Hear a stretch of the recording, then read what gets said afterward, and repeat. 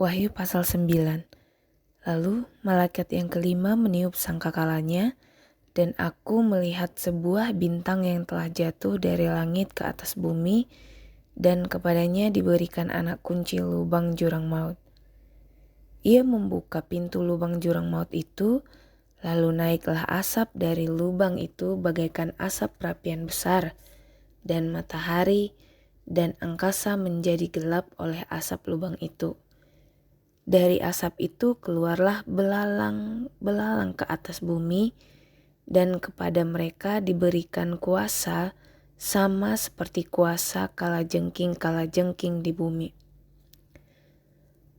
Kepada mereka dipesankan supaya mereka jangan merusak rumput-rumput di bumi, atau tumbuh-tumbuhan ataupun pohon-pohon, melainkan hanya manusia yang tidak memakai meterai Allah di dahinya.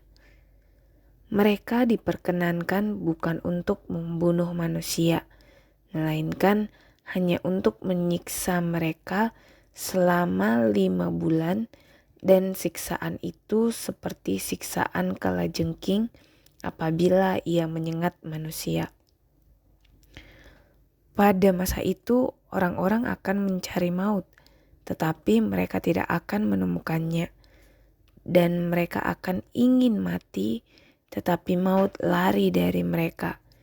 Rupa belalang-belalang itu sama seperti kuda yang disiapkan untuk peperangan, dan di atas kepala mereka ada sesuatu yang menyerupai mahkota emas, dan muka mereka sama seperti muka manusia, dan rambut mereka sama seperti rambut perempuan, dan gigi mereka sama seperti gigi singa, dan dada mereka sama seperti baju zirah, dan bunyi sayap mereka bagaikan bunyi kereta-kereta yang ditarik banyak kuda yang sedang lari ke medan peperangan.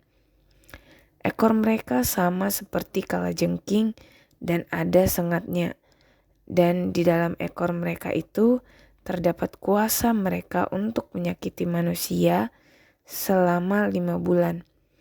Raja yang memerintah mereka ialah malaikat jurang maut, namanya Abaddon dalam bahasa Ibrani dan Apollyon dalam bahasa Yunani. Celaka yang pertama sudah lewat, sekarang akan menyusul 2 celaka lagi.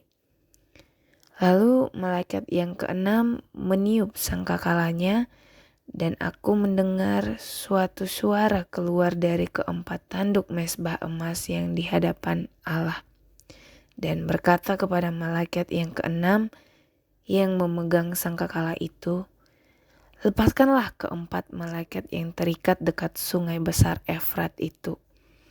Lalu dilepaskanlah keempat malaikat yang telah disiapkan bagi jam dan hari, bulan dan tahun untuk membunuh sepertiga dari umat manusia. Jumlah tentara itu 200 juta pasukan berkuda. Aku mendengar jumlah mereka. Demikianlah aku melihat dalam penglihatan ini kuda-kuda dan orang-orang yang menungganginya. Mereka memakai baju zirah, warnanya merah api, biru dan kuning belerang. Kepala kuda-kuda itu sama seperti kepala singa, dan dari mulutnya keluar api, asap dan belerang.